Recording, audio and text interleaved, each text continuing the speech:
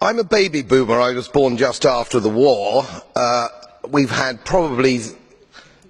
probably had the longest period of peace and prosperity globally, I would say, from that time.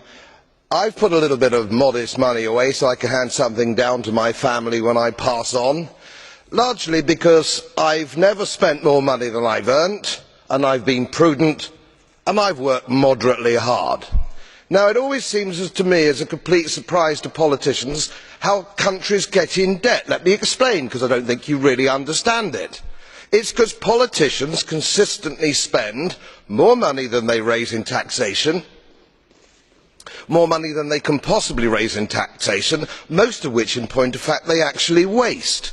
The reason we're talking about countries which are broke, and they are broke, is because their ridiculous, ineffective, ignorant politicians consistently spend more money than they can raise, and then they borrow, and worse, they then print money because politicians and their central banks have a machine which prints money.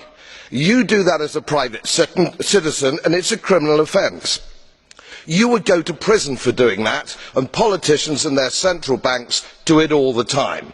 Let me explain to you that these countries are broke, and they are broke because of their own stupid leadership and politicians, and it is immoral to ask ordinary taxpayers of any country to pick up the tab for failed politicians and failed banks.